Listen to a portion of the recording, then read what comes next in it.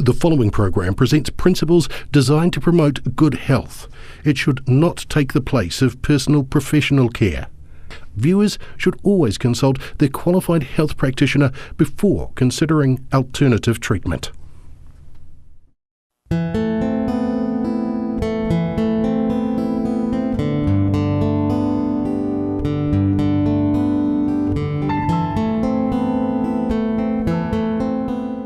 Welcome everyone to our Natural Remedies seminar, and I'm going to be going through a few natural remedies tonight. You see, the human body was designed to heal itself, and it'll heal itself if you give it the right conditions.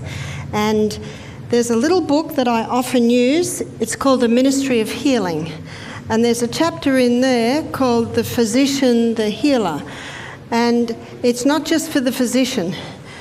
It's actually for all of us, because we should be our own doctors. And it says in there that nature's process of healing and upbuilding is gradual, and the impatient, it seems slow. And it says that when you give the body the right conditions, it will start to heal itself. And something else it says is that we need to have a knowledge of nature's remedial agencies and how to apply them. One of my favourite pages is 127 of this book, and it's in that chapter, The Physician, the Healer. And it says in there that in case of sickness, 3 things should happen. Number 1, the cause should be ascertained. Wrong conditions changed, or unhealthful conditions changed. Wrong habits corrected. And then the 4th one is, then nature is to be assisted in her efforts to expel impurities and re-establish right conditions back in the system. And that's what I'm going to do this evening. I'm going to show you some of those things that you can do to the body to bring about a healing condition in the body. My book at home is heavily graffitied because of all the things that I've underlined in it. And what I love about this book, it looks at healing not just physically, but also mentally and spiritually and emotionally. So it's an excellent book that I'd like to promote. So let's have a look at some of the things that you do to boost that healing in the body. The first thing I'm going to have a look at is the humble onion. Now, the home I'm staying at the moment, the onions are all very little, so we've actually got a whole heap of onions that we're going to use. And I'm going to show you some of the things that you can do with onion. And I'm very thankful to onion. It was the first poultice that I ever did. I was 26. My eldest daughter was 16 months old. Actually, when this happened, I was 25. And she got an earache. And because I've been trained as a nurse, and I was interested in back to nature, being a hippie, but I didn't know what to do when the child was sick. So I went to the doctor. The doctor put Emma on antibiotics because everyone said, don't play with the ears, she'll go deaf. Do you know, we should never make decisions on fear. We should make decisions on fact. So, of course, I thought, I don't want my child to go deaf, so I went to the doctor who put the child on antibiotics because he said she had an ear infection. So within about 24 hours of being on the antibiotic, the earache settled down. The course lasted for 5 days. Within 24 hours of stopping the antibiotics, the earache came back. I didn't know what to do, went back to the doctor. 6 weeks later, 4 courses of antibiotics later, the earache comes back. Now, what's the definition of insanity? To do what you've always done and expect different results, but I didn't know what else to do. I was ignorant, as so many are. So I went back to the doctor. He's writing the 5th course of antibiotics, and I was really challenged. I said to him, 1 question, will my daughter be on antibiotics for the rest of her life? Am I coming to that conclusion? He was challenged by my question. So he said, I'll give you a referral to an ear, nose and throat specialist. I went to the ear, nose and throat specialist. He looked in Emma's ears. He looked in Emma's mouth. He said, the child's teething. Give her these drops to keep the eustachian tubes clear. That was it. You see, our eustachian tubes are tubes that connect our eyes, our nose, our mouth, our ear. I have since learned that wheat and dairy and refined sugar are three of the main causes of earaches in children. Let's fast forward. 2 years later, child number 2 is about the same age. Child number 2 gets an earache. I do not go to the doctor. I went to the old lady next door. I was about 26 by now, and she was 86. I said, "What did your mother do when you had an earache?" She said, "Mum would steam up an onion on the stove." So I went home, I steamed up an onion in the stove. When it was all soft, I wrapped it in a cloth, I put it on James' ear. James fell asleep. James slept for 2 hours. What does that tell you? He's not in pain. James woke up happy. All day I'm following him around. I can't believe it. I can't believe it. 4 courses of antibiotics, 6 weeks, and a 2-hour onion poultice. No wonder that experience set me on the path of natural remedies. So it's with great joy I show you how to make an onion poultice. So you steam an onion on the stove and you steam it like this. It's got to have that little core there, which will hold it all together. Now steam it or dry bake it. If you boil it, some of the healing properties will go into the water. So steam it or dry bake it. And when it is soft, you cut it in half. And you cut it in half so that you're looking at the rings. And what you can do when you've cut it in half, remember this is hot and boiling, squeeze some of the juice into a teaspoon. Now that will be boiling, but when it's squeezed into the teaspoon, the cold teaspoon of course will cool it, and you can put that into the ear. And then you will wrap this up. And you can wrap it up with a tea towel, or a hand towel, a cloth, or maybe even a chucks. Now most onions are a bit bigger than this. Usually I would do an onion that would fit your ear. And so you wrap it up until you can bear that temperature. And then that surface area there, you would put straight on the ear. And then you cover it with a piece of plastic. What did they do before plastic? A square of wool, and you're in New Zealand, the land of sheep. You can certainly use a square of wool. And then you might put a beanie on. Do you call those beanies, those little woolen hats? Or you might bandage it on, or sometimes the person might lay down with that into the pillow. You see that? But if you can keep it warm, you keep it on. So as long as you can keep it warm, you keep it on. Now what will the onion do? The onion is a drawer, and it will draw the inflammation, reduce the inflammation. It'll break down any pussy areas, and that can be taken away through the bloodstream. Sometimes it will do just that. It will reduce the swelling, and that will be taken away through the bloodstream, or sometimes the ear will make a hole and the pus will come out through there. Don't worry if that happens, because if the body makes a hole in the ear, it'll easily heal. And how else does the pus get out? Now if someone pokes a sharp instrument and makes a hole in your eardrum, you're in trouble. But if the body does it, the body knows what to do. You just got to give it the right conditions. How do you know what the right conditions are? Well, I knew this was the right condition on James, because what was the result? He slept. He was in no more pain. See that there's some of your signs. The body will speak to you. So a cooked onion on the ear is one of the best things for earaches. How long do you need to keep it on? Well, as long as it takes. When it gets cold, take it off. If the earache returns in a few hours, put it back on again. You just keep doing it until the body says enough. In fact, one of our workers, she wore an onion poultice for a week. Every day to come back, so every day she'd go back on.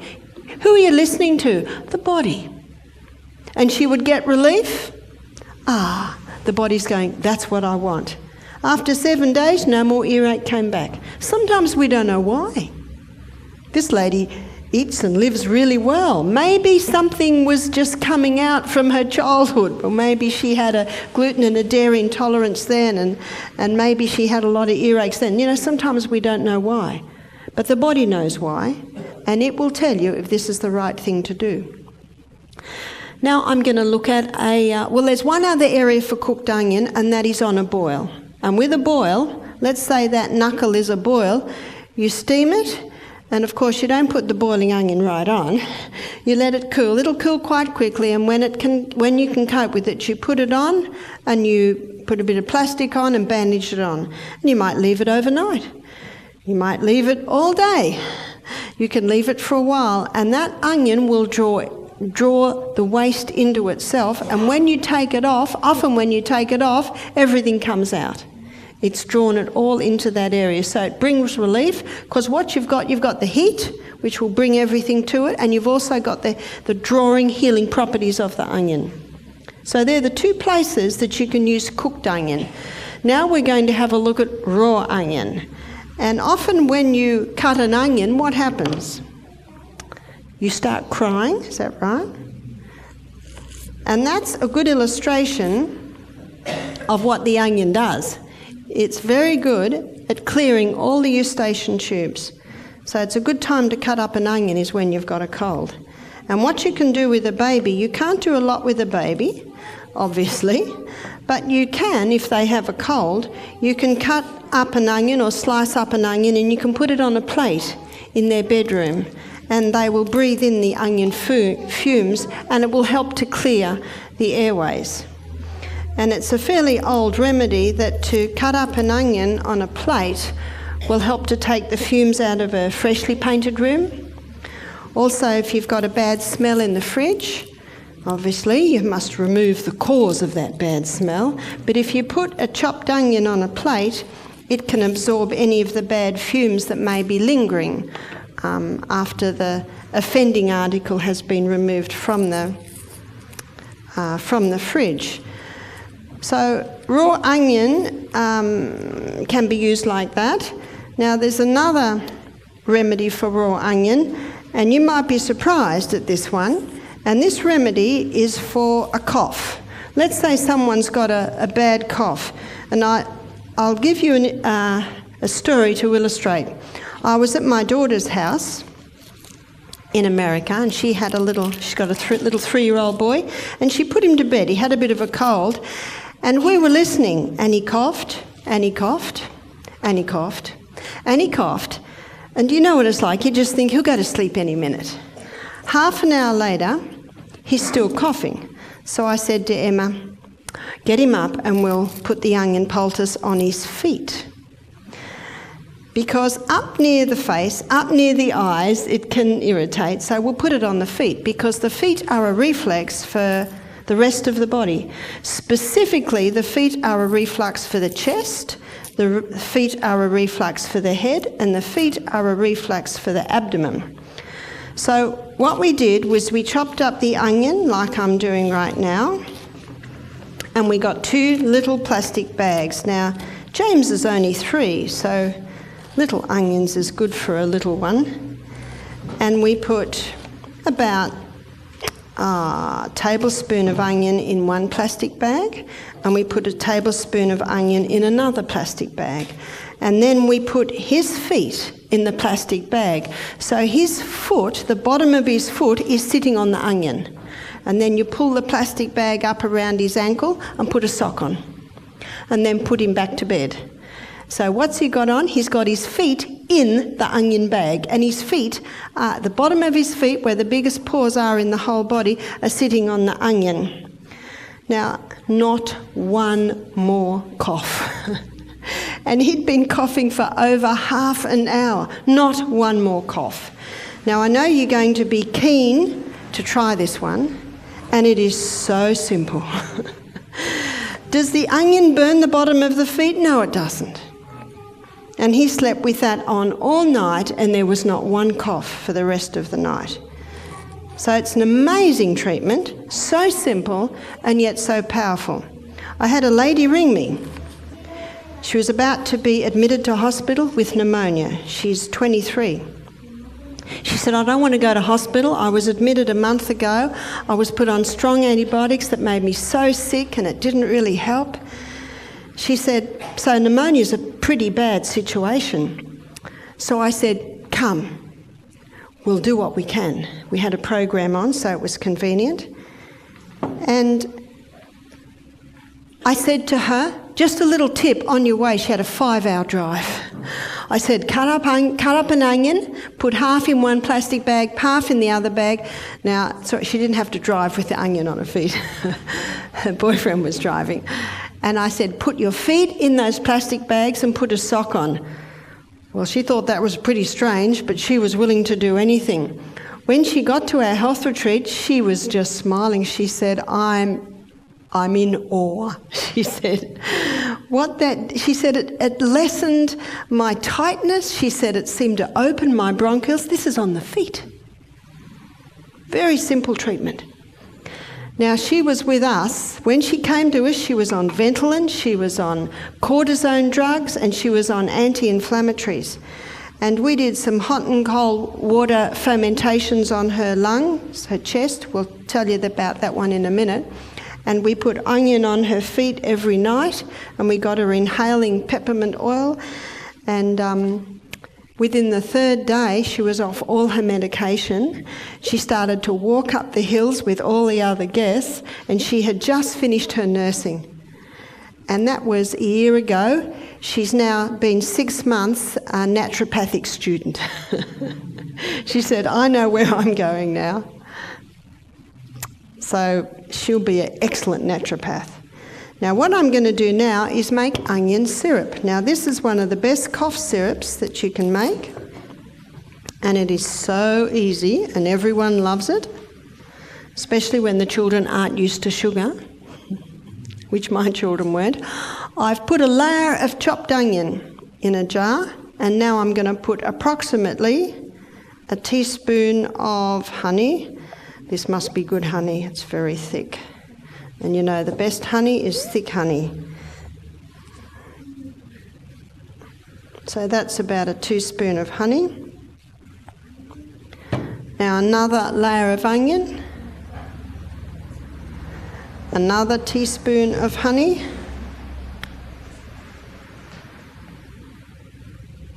Needs 2 hands.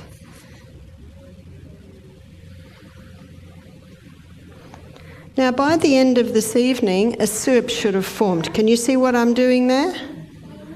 And now I'm putting another layer of onion. Now, because I don't want to spend another 5 minutes peeling and chopping another onion, this is all I'm going to do, but you certainly can fill your jar. So we'll put an extra dose up on, we'll put maybe 2 teaspoons of honey on the top. And I'm glad we've got this thick honey, because all honey should be like that. Do you know a lot of honey has got glucose syrup in it, which is just sugar water. So whenever honey is thin and runny in the winter, get worried. It's got sugar in it. And my children used to put honey on their porridge, and you know, they dig it out like candied honey, but as soon as it goes in the porridge, it melts. So can you see that? It's a great illustration because the honey's quite dark. Now that honey's just sitting there with the onion, but in about an hour you'll see a syrup formed.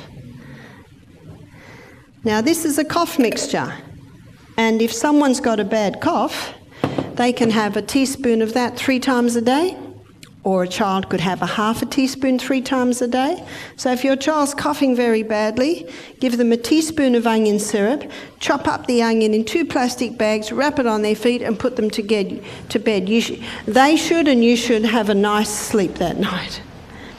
So that's another thing that you can do with the onion, is the onion syrup. Now, a member of the onion family is garlic. And garlic is a very powerful antibiotic, but if you want to use it as an antibiotic, you should take 4 cloves a day. That's quite strong. So here's a clove of garlic, and how you can take it when a person's got a bad cold is as a flu bomb. So I'm going to write the recipe for flu bomb up here.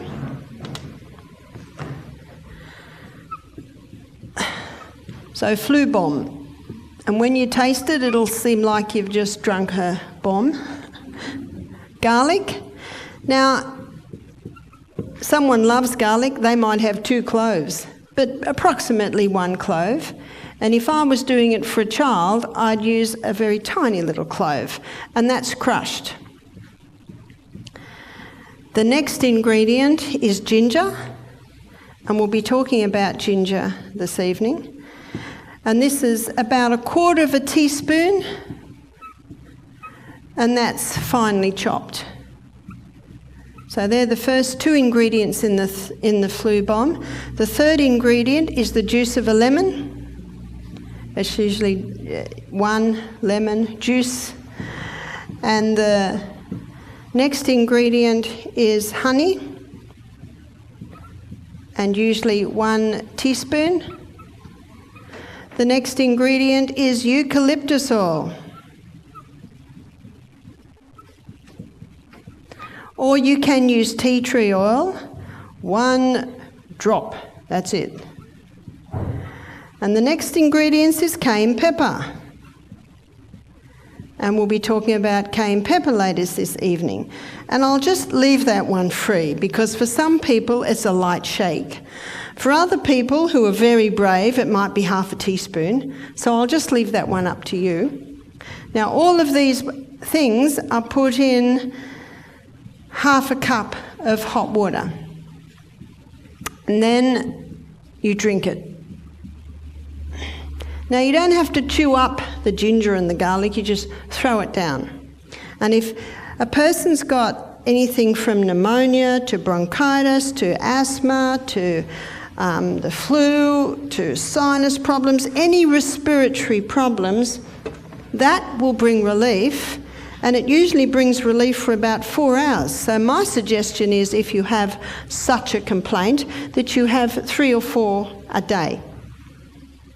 And it's usually best with a meal, because if you put all that heating herbs onto a raw stomach, cast iron stomach wouldn't hurt, but a tender stomach might feel a little bit sore. So you might have that before you have a nice big bowl of hot steaming soup, which is very nice, a thick soup when you've got a cold. So that's the flu bomb.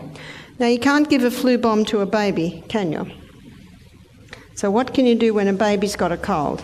When a baby's got a cold, you can wrap the garlic on the bottom of their feet. And how you do this is you finely slice the garlic. Now, when my children were little, we lived in a place called Dora Creek, and our yard backed onto a swamp, and my children used to get a lot of chest colds. So I was always doing little things to them. Do you know, we moved from Dora Creek and there were no more chest colds. So you do have to look at why, if a child's continually getting a cold. It might be an allergy to a food, or it might be living in a damp house. You know, mould is a terrible cause for respiratory problems. So can you see what I've done here? I've put the 2 fine slices of garlic on the cloth. And then I put the piece of cloth over it, because I don't want that garlic on the baby or the child's feet, because it will cause a blister. Onion will not, but garlic will. But if you put that cloth between the garlic and the baby or the child's feet, it will not blister the feet. And then let's pretend that this hand is the child's foot. Then you just bind this cloth around the foot, so the garlic's on the bottom of the foot, and then you put their sock or their little bootie on, and you can leave it there all night. Within about 4 minutes, you'll smell the garlic on the baby's breath. Again, biggest pores in the whole of the body and on the soles of the feet. So you can often use the soles of the feet to get medicines into the body. Now, my little son James, well, he's 38 now, and he's certainly not little anymore. But he particularly used to get chest colds. So I would put this on his feet in the morning, put the sock on and put his shoes and socks on, and he'd run off to play. And every step he takes, what's happening? He's pressing that garlic in. And little by little, when you slice it, it allows the garlic juice to go in little by little. If you were to crush it, too much juice would come out. That's when the blister could could form on the soles of the feet. And if a blister does form, it's not a big deal. It'll heal. You just can't put any more garlic on till the blister is healed. Now, at the end of the day, when I gave James a bath, I would take his shoes and socks off and take this little bandage off, and the garlic looked like dried out bits of yellow leather. There was no more juice in it. Now, the body knows what to do. In Psalm 104, verse 14, the Bible says, God gave herbs for the service of man. So you put garlic on the bottom of a child's feet, the garlic juice and the actives will get into the blood, and the body knows straight where to send it, where there is a need. That's the beauty of herbs. They work with the needs of the human body. Science calls it synergism. Now we're going to have a look at ginger. Ginger is one of the best anti-inflammatory herbs that we have. Probably on equal to it, especially internally, would be turmeric. And earlier in the week I talked about taking high-dose turmeric, say capsules, as an anti-inflammatory if someone has inflammation in the body. And we've had some great results with that. But what I want to show you tonight is how you can use the fresh ginger. Now, you can use the fresh ginger internally and externally. Internally, you can grate it on a very fine grater, and then you put it in a little teapot, pour boiling water with it, and it makes a delicious ginger tea. Now, that ginger tea can be given to someone regularly if they do have inflammation. I guess the beauty of taking the turmeric capsules, you can get really high dose at once. You can also give it to a person if they're cold. Now, when I was in Bali a couple of years ago, whenever you have a massage, they always give you a cup of ginger tea straight after the massage. By the taste of it, it's got a little bit of sugar in it as well, and I don't advise that. I actually think that it doesn't need sugar because it's such a sweet bitter is the ginger. Now, so internally it can be used to warm up the body, it can be used to reduce inflammation, and it can also be used to settle the stomach. If someone has nausea, upset stomach, you give them a ginger tea and it will relieve their nausea. It can be great if a woman's having morning sickness, but you might all like to know this very important point. Morning sickness is a magnesium deficiency. And some women suffer for months and months. So all they need to do is get magnesium. Take even 4 doses a day. So morning sickness is a magnesium deficiency. Meanwhile, waiting for the magnesium to kick in, which should kick in fairly quickly, you can give them some ginger tea to relieve the nausea. So that's how you can use it internally, and you can use it externally. Now, where ginger is particularly helpful is in joint inflammation. Now, in a minute, we're going to look at another vegetable that you can use for tissue inflammation, but this is specifically joint inflammation. So this will be, say, a sore lower back. It can be arthritic pain. It can be arthritic pain or gout pain. It can be used for any inflammation in the joint area. And how you make it is you would get a cloth, or you can get a chucks, and what I do is I fold over Glad wrap a few times, and then I put that down and put the cloth on that, and then you grate it. I don't peel it. If it's dirty, you'll need to wash it, and then you grate it on a fine grater, and this is also a great way to do the ginger tea. One of my favourite recipes for breakfast, which I might have about once a week, is scrambled tofu. And I crumble up the tofu, and I've got a grater that's got a handle and then a really little grater handle, and I just put it over the saucepan and I grate the ginger and the garlic straight in. I put some turmeric, oil, salt and herbs, and it's delicious. So of course you can use ginger in all your cooking. It's great in your legume dishes. I know that Indian cooking use it a lot in their dals, and it can also help with the digestion of the legumes. But as I showed you earlier in the week, most people don't rinse their legumes enough. You've just got to remember that the water you cook the legumes in is dirty water, and that has to be washed away. So I'm just getting this grated ginger out of my grater.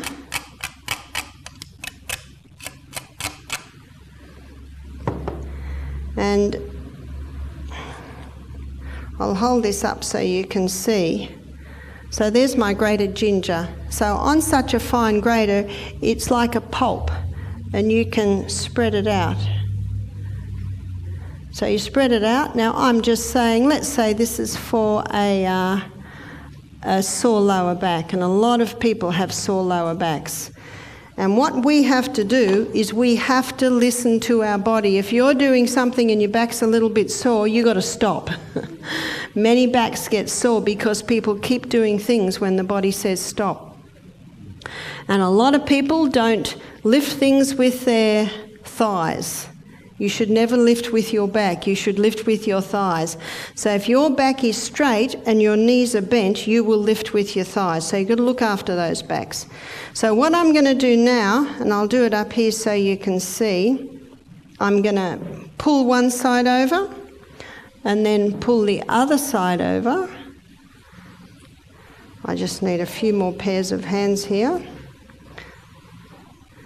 So what I have done is I've made a little parcel, you see that? And the area that only has one layer is the area that's going to go on the sore knee or the sore elbow or the sore wrist or the sore back. And notice when I make my poultice, I've got about 1 centimetre all the way round of plastic. And that will just help so that the moist ginger juice isn't going to soil the sheets or the clothes or whatever. And then Amelia, could you come up, and I'll demonstrate on Amelia how I'll put it. Let's say Amelia has got a sore elbow. Okay? So let's say her joint here is sore. I'll put it on like this, and then I'll wrap it on with a bandage.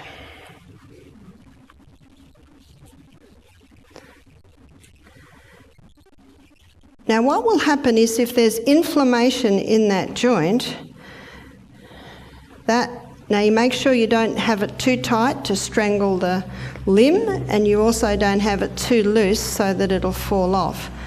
It's very important that you take a lot of effort to make sure that poultice is well covered with the plastic and it's bandaged on properly, because there's no fun bandages falling off, poultices getting all through the bed. There's no fun at all.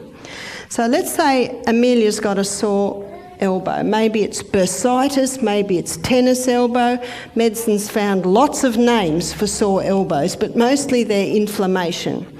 Now what you can do is you can tape that on with a bit of tape, or you might have a safety pin or those things, and that'll clip the bandage together. Now what I always do with poultices, I always ask God to bless poultices. So I'm going to give you an illustration of what I'll usually do, especially if this is a guest, and sometimes we have guests who have no belief in God. But it's very important to ask God to bless your poultice. So I'll say, do you mind if I pray for your poultice? And they usually, oh yes, they don't mind at all, see? Oh, see? And I'll say, dear Father in heaven, thank you so much for Amelia, for her elbow. Please bless this ginger poultice in Jesus' name. Amen. Do you know, I found people love you praying for them. Now, if there is inflammation in that joint, the skin is going to get very, very hot. It appears that the ginger pulls out the inflammation from the joint to the skin. And some guests have said to me, Barbara, my skin is burning. And I say, can you handle it? Because if you can handle it, thank you. If you can handle it, just keep it on all night. And some people, especially if they have arthritis, the heat feels very, very nice. One lady said it was just burning me, and I say, well, if you can endure it, keep at it, because the heat will often go up and then ease, and then it might get hot again and then it will ease. And some people get very, very fearful, but it'll never burn the skin. It will never burn the skin. But the fact that the skin gets hot is an indication that there was a lot of inflammation in that joint. And it can feel very nice if someone has a sore lower back. And what you can do is you can actually put it on that area. It's hard, especially with us ladies, to bandage that because we've got waists and it fall up to the waist. But I find if you've got a sore lower back, you just lay on it, and often your pants can hold it in place, and just lay down on your back with your knees in the air, and the heat will come in. Now, if someone's got a sore lower back, often they'll put a hot water on their back, hot water bottle. Now, the hot water bottle brings a bit of relief, because when you're in pain, the muscles seem to go out in sympathy with your pain and they tighten. And the hot water bottle relaxes the tight muscles, and that's what feels good. But if you've got inflammation and you put a hot water bottle on it, it can increase the inflammation. But if you put a ginger poultice on a sore lower back, it'll pull the inflammation out of the joint to the skin. That heats up the whole area. The muscles relax. And of course, the joint inflammation, because it's being relieved, it is no longer sore. So it's excellent for such things. And I'll tell you a story about a man who did our program. He was a barrister from Melbourne. And in our first consultation, he's 38, he said, I'm here to stop drinking for a week, and I just want you to tell me to tell you, he said, I'm not going to stop drinking. I'm just stopping for a week. I just nodded. That's all I do, nod. I'm the scribe, and I just write it down. He was a very quiet man. And when we got to our poultice night, I talked about how the ginger poultice can relieve inflammation. And he said, I've got gout. He said, I've got one little toe that just sticks up like that. He said, I'm a barrister, I have my wig and my robes on. He said, and I have to wear slippers. It's so embarrassing.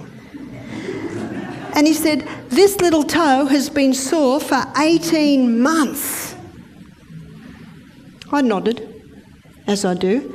I said, would you like us to try a little ginger poultice? Now, we made a tiny little ginger poultice, and we wrapped it around his little toe, and then I put a bit of plastic on, and I put a little bit of tape. This is called micropore or leucopore, and it's like a paper tape, and it's very gentle on the skin. And I said a little prayer, and he went to bed. Now, the next morning, he was coming down the hill. He's a very quiet man, and we could hear him yelling. Before he got to the health centre, he said, it's gone! It's gone. His toe was flat, and there was no pain. 18 months he'd had that problem. Now, the next day, I gave the lecture on the acid-alkaline balance, which we had last night, didn't we? And in the lecture on the acid-alkaline, it shows that alcohol is very acid-forming, as is meat. He was a high meat eater too. So in our final consultation, he said, I'm going to stop drinking. And I'm going to greatly reduce the meat, he said. All because of a little tiny ginger poultice. He had relief. He was so excited. So the ginger is great, remember, for joint inflammation. That's the best place to do it. Now, for tissue inflammation, potato, the humble potato. Now, the potato is very good at reducing tissue inflammation. So this would be something like a swollen, infected finger. It would be something like a swollen ankle. And sometimes you might have a swollen knee and you'll think, well, do I do potato or do I do ginger?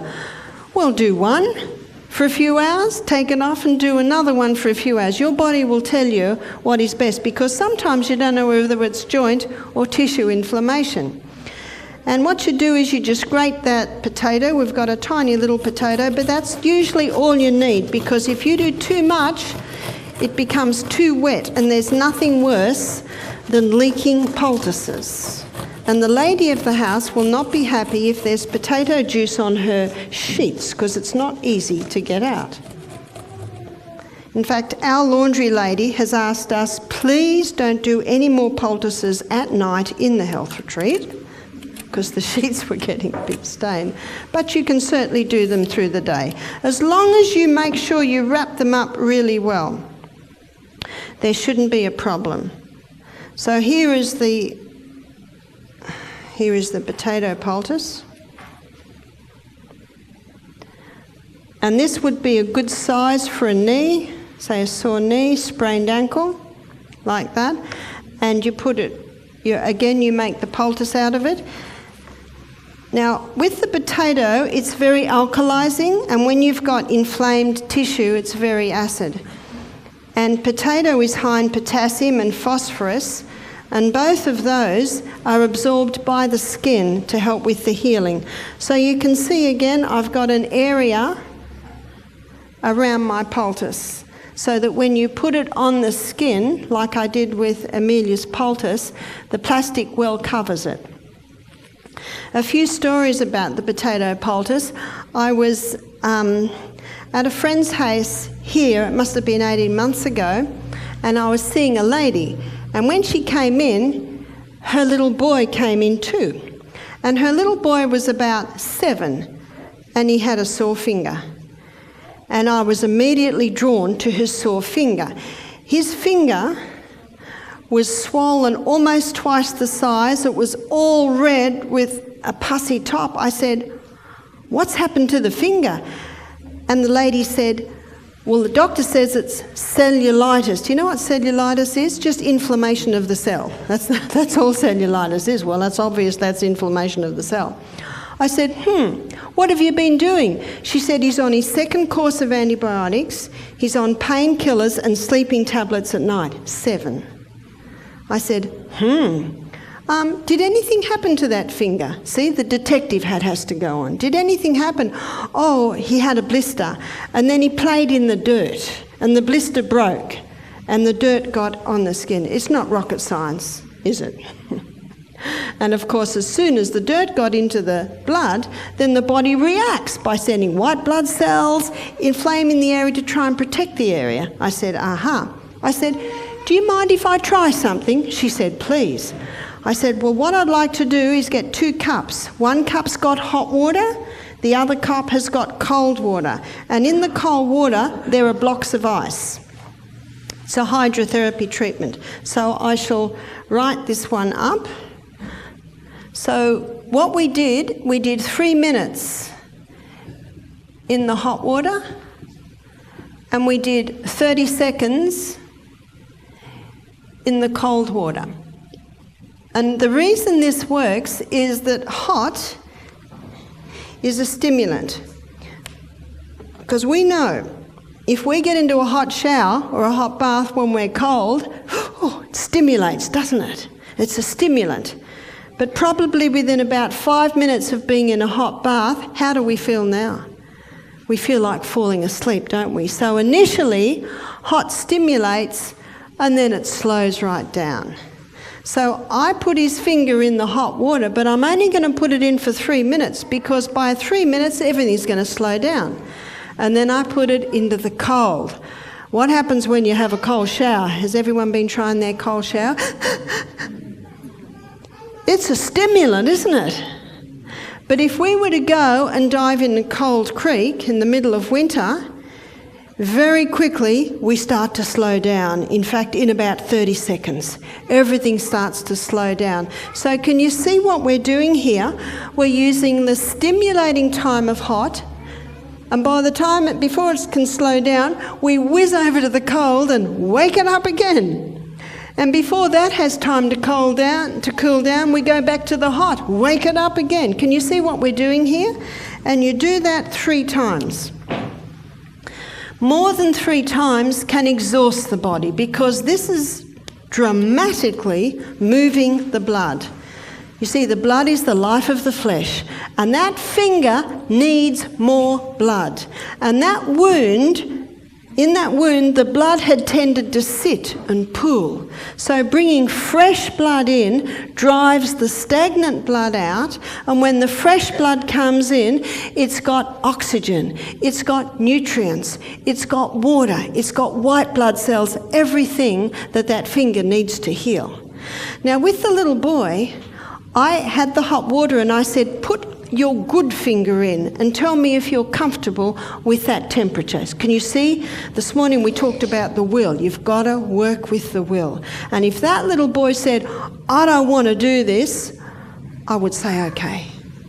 Can you see that? A man convinced against his will be of the same opinion still. But I find children are easily won. I say, do you know that this will really help? Would you like to give it a try? See, you show great respect to children and they show great respect to you. And it's only when I get that nod that then I will do it. Anyway, he agreed. He was sick of this finger. Sick of the pain he was going through. And so he put his good finger on. I said, is that good? He said, yes. I said, put this one in. If it hurts, pull it out. And he pulled it out straight away. I said, just keep putting it in. Just keep putting it in until you can bear it. And then eventually he could bear it. And then we timed 3 minutes. And then back to the cold. And the cold feels quite good because you've been so hot. Now, while his finger's in the cold, I put a bit of boiling water in the hot. And then I say, put your good finger in. Are you happy with that temperature? Can you see? You've got to work with the will. He nodded. After 30 seconds, back in the hot. And he could bear it a little bit hotter this time because his finger's been in the cold. Can you see that? He did it 3 times. And when I'd finished the 3 times, how long did that take? 10 minutes? He had a big smile on his face. I would say by looking at his body language, his pain level had reduced by about easily 50% in 10 minutes. Now that's quicker than any painkiller. Maybe IV morphine might be quicker. Isn't that amazing? Brought incredible relief. In fact, hydrotherapy has been used for centuries. And in the area of pain relief, there is no equal to it. And then I put a grated potato poultice on his, because he had a lot of tissue inflammation around there. And when he left, he just had a smile on his face. The mother said, what'll I do now? I said, well, you can do that every 2 hours if he has discomfort. But I think it was something like 11 o'clock in the morning. I said, maybe do it again about 2 and maybe do it again before he goes to bed. And every time you do it, put a fresh potato poultice on, because that potato is going to start drawing out the waste and you want that thrown away. She said that when they got home, the little boy said, can we do that again? Why did the little boy say that? He had experienced it. And the mother, I think we got feedback that the mother, I think it was the next day. Yeah, my friend is here. I think it was the next day, wasn't it? She said that all the stuff came out. So I did another potato poultice at about 2, another potato poultice before bed, and when she took the one off in the morning, all the stuff came out. So naturally, that potato had opened the wound. Never put a knife or a scalpel. No, let the body do it. You see, I used to work as a psychiatric nurse and I worked in the operating theatre. Brutal. Surgery's brutal. This is not brutal. This is very gentle, but it's a very powerful way to operate. Now, if I broke an arm and my bones weren't matched, I'll be very thankful for a surgeon to reset my bone. You know, there may be a time. But, you know, there are 4 doctors that get me to go to their town and give these meetings because they know that if everyone had this knowledge, wouldn't that cut down casualty visits in a powerful way? They're just simple things. Do you know, if you're not getting a response, go to the doctor. But you know, I never have had to because the body always responds. No need for that little boy to take antibiotics. No need for that little boy to take painkillers or sleeping tablets anymore. Just hot and coals and a grated potato poultice. Isn't that amazing? So simple. The mother said, what will I do with his second course of antibiotics? I said, well, I don't have any authority over your son's medication, but I can tell you what I would do. Now, I don't usually have to say anything else because that is quite obvious. But in 15 minutes, we got more results than he'd had for the time. I'm not against antibiotics. They have saved lives and they will continue. But you know, most people should go through their life never having them. Remember, this is just life-saving that they should be used for. So the humble potato. I have a couple more stories because it's such the humble potato is a powerful thing. When I was living in the rainforest many years ago, when my children were little, we had a guy living on the property who was a real hippie. He was sickling the grass with a sickle, you know, the old-fashioned sickle, and he was doing it barefoot. What's going to happen next? And it went right into the back of his heel. I heard about it, and then I didn't hear anything for a few days. And one of the guys said, have you seen Chris? He's in his caravan, that's where he lived. The foot's swollen up twice the size and there's this red line coming right up his leg, almost to the groin. And he was lying in bed smoking marijuana, waiting for nature to heal. Nature will heal if you give it the right conditions. I said, bring him up. And I did hot and colds. I couldn't do the hot very hot. And when I put someone's foot in, I usually put my hand there and dip it in and I watch their face. You can tell very clearly by their face if they're handling it. And if they can't handle it, just cool it down a bit because you know that after the first cold dip, they can handle the hot a little bit more. And so I did hot and colds 3 times. That brought his pain levels down again by about 50%. And then I did the biggest grated potato poultice I've ever done over his whole foot. You see, he had an internal wound and it had sealed on the outside. Now that is a perfect environment for tetanus. Do you know it's horses that carry tetanus? And we had horses in the paddock, and tetanus can only get a hold in the body if you've got an internal wound that is healed on the outside and not on the inside. It's got to heal from the inside out. I said, come back in 2 hours. He could limp now. Before he couldn't even walk. He came back in 2 hours. He was limping. I did the hot and colds again. I did the grated potato again. But when I took that poultice off, the wound had opened. And that's what you want. You want that wound to remain open until it heals from the inside out. I think I did it again before he went to bed. And then in the morning, and by the way, every time he came back, the red line's going down, down, down. Now, if that foot didn't go down, and if that red line didn't go down, we would have turned straight to hospital. But it did.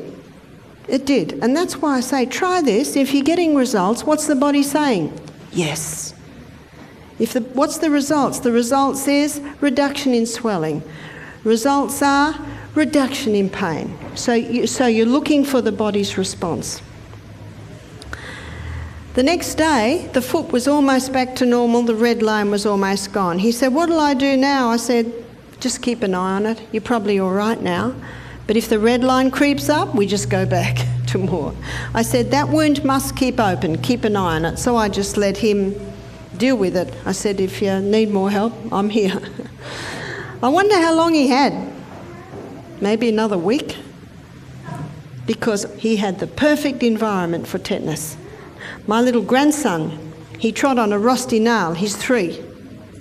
Went through the crock, right up into his foot. He'd been playing in dirt all day, so he's covered in dirt. When they brought him to me, my daughter-in-law, he was covered in dirt. What's the first thing you do? Bath.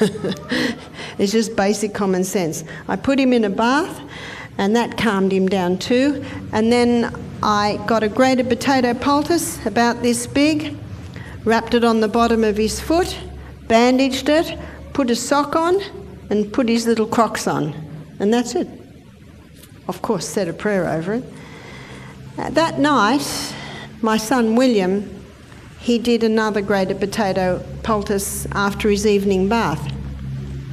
William said to me, he only did it at night. Through the day there was no swelling, there was no pain, so he left it, and at night he did the potato poultice. After the third night, William came to me and he said, "Mum, look at this poultice." And it was the poultice that he'd had on all night. On top of the poultice, there were little shavings of fluorescent blue metal. The grated potato poultice had pulled the metal out of his foot and cleaned the metal up. It's pretty amazing, isn't it? And they didn't do it again. That's it.